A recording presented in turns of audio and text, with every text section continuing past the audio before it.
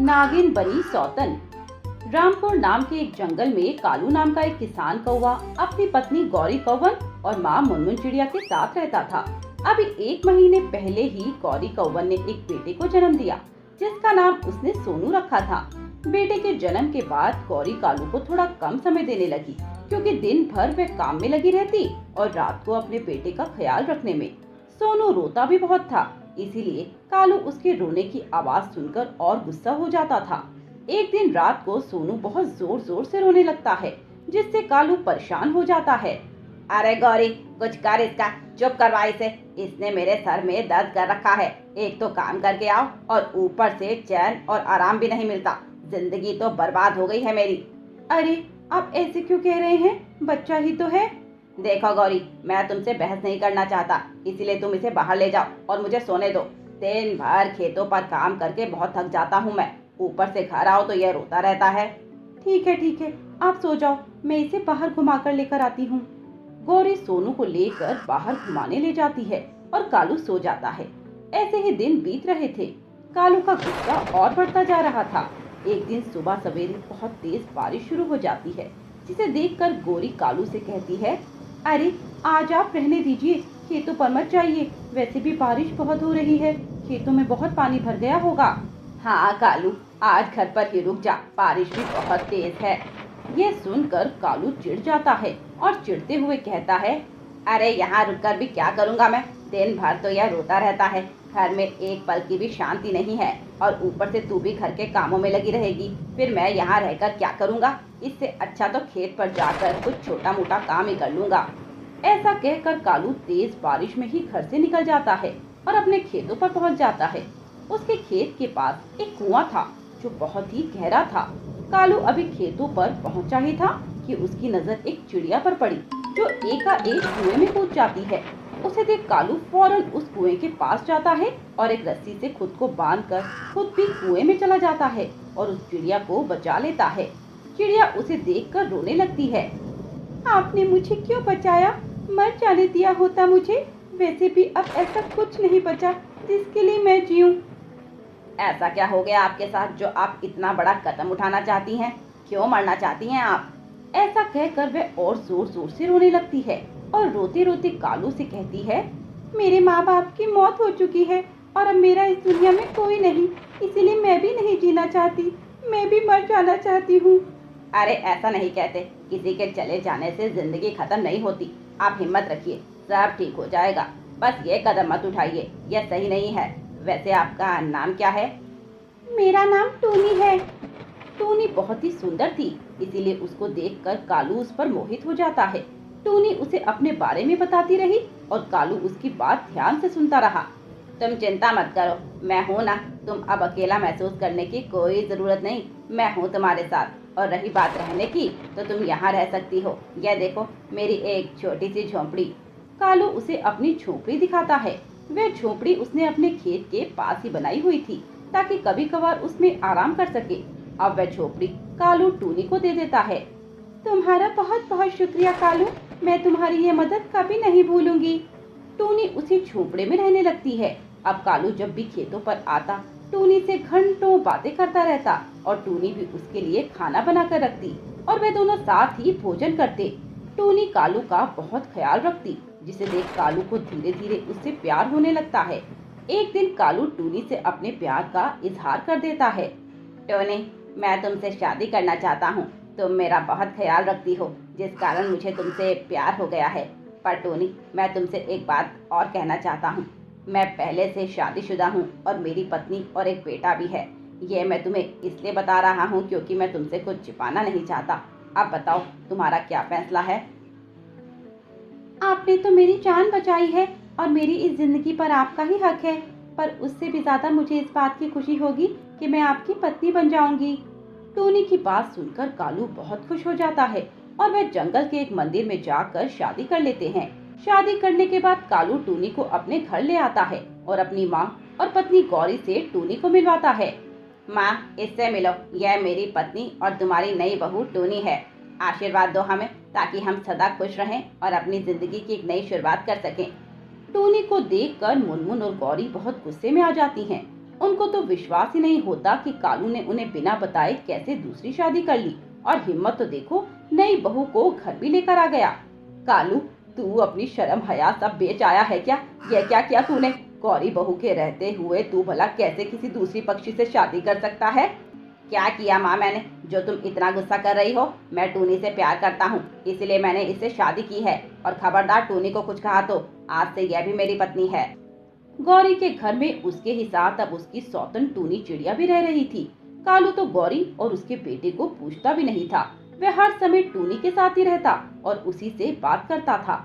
एक दिन कालू अपने खेतों पर चला जाता है।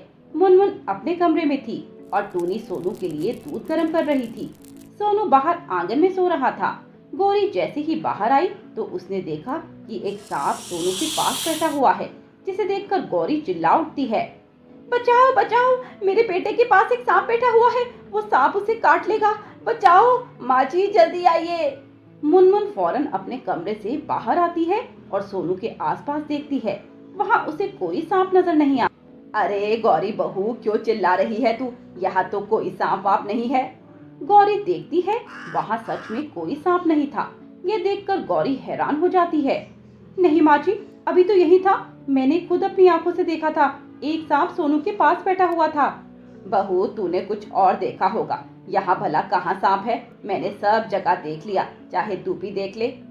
गौरी फिर से देखती है, वहाँ सच में कोई सांप नहीं था। ये देखकर गौरी और हैरान हो जाती है। बहू, मैं समझती हूँ आजकल जो घर में हो रहा है उससे तू थोड़ी चिंता में आ गई है, पर तू ये सब छोड़ और अपना और सोनू का ख्याल रख। उस कालू को खुद ब खुद एक दिन अकल आ जाएगी।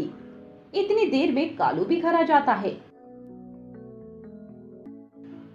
कालू, तुम्हारी माँ और तुम्हारी बीवी बहुत ही परेशान करती हैं मुझे, चैन से सोने भी नहीं देती, पता नहीं कब से चिल्ला रही हैं। गौरी, मैंने तुमसे कितनी बार कहा है कि टूनी को परेशान मत किया करो, पर तुम हो कि अपनी आदत से बात नहीं आती। क्यों चिल्ला रही थी तुम? माँ जी, और मैंने सांप देखा था, मेरी आंखों को धोखा नहीं हो सकता, मेरा विश्वास कीजिए। जब किसी की नींद पूरी नहीं होती तो उसे घर में चारों तरफ सांप बिच्छू ही दिखाई देते हैं, जैसे तुम्हें दिख रहे हैं। इसीलिए थोड़ा आराम कर लिया करो, यह सब कुछ बिल्कुल नहीं दिखेगा। कालू उल्टा गौरी को सुना देता है और ऐसे ही कुछ दिन बीत जाते हैं। फिर एक रात गौरी के सामने एक ऐसी सच्चाई आ जाती है जिसे देखकर उसके रोंगटे खड़े हो जाते हैं। एक रात जब वे घर में सो गए थे तब सोनू रोने लगा, जिसे चुप कराने के लिए गौरी उसे गोद में उठाकर इधर उधर घूमने लगी।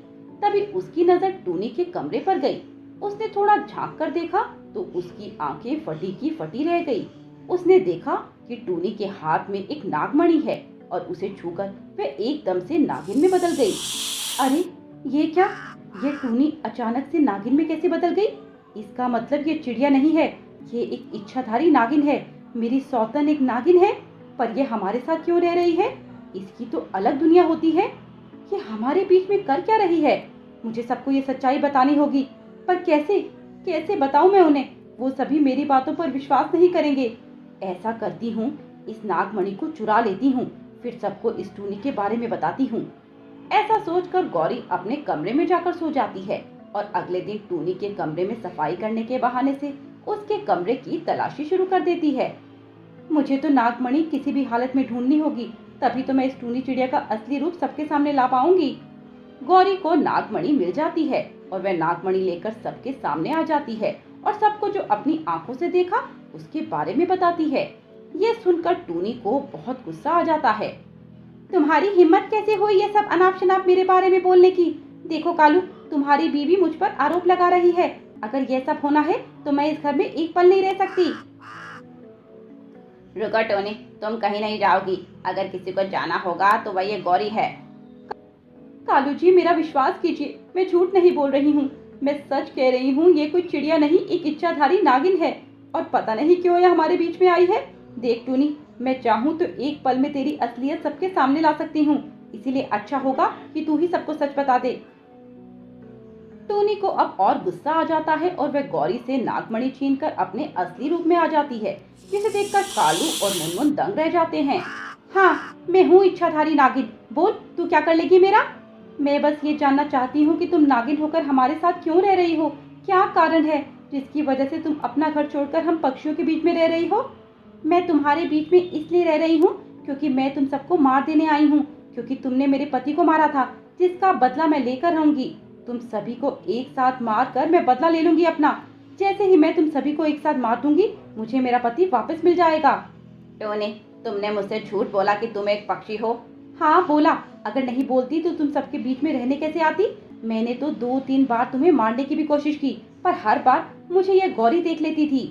पर हमने कब तुम्हारे पति को मारा? तुमने मारा था, शायद तुम्हें याद नहीं। एक दिन जब तुम सब खेत पर खुदाई कर रहे थे, तब तुमने फावड़े से मेरे पति को मार डाला और मैं हमेशा हमेशा के लिए अकेली हो गई। अपने पति को वापस पाने का एक ही रास्ता था, तुम सबकी मौत। इसीलिए मैं कालू के जरिए इस घर में बहू बनकर आई, ताकि अपना काम पूरा कर सकूं। अच्छा, तो वो सांप तुम्हारा पति था? पर टूनी बहन, विश्वास करो, वो गलती से हो गया था, हमने जानबूझकर नहीं मारा। जो भी हो, पर मेरा पति तभी जिंदा हो सकता है जब मैं तुम्हें मार दूं, और मैं वो नेक काम आज ही करूंगी। कि तभी मोनू नाम का बाज सपेरा वहां आता है और बीन बजाकर टूनी को अपने काबू में कर लेता है और उसे एक रस्सी में बांध देता है। मेरे होते हुए नागिन, तुम इन सबको कुछ नहीं कर पाओगी।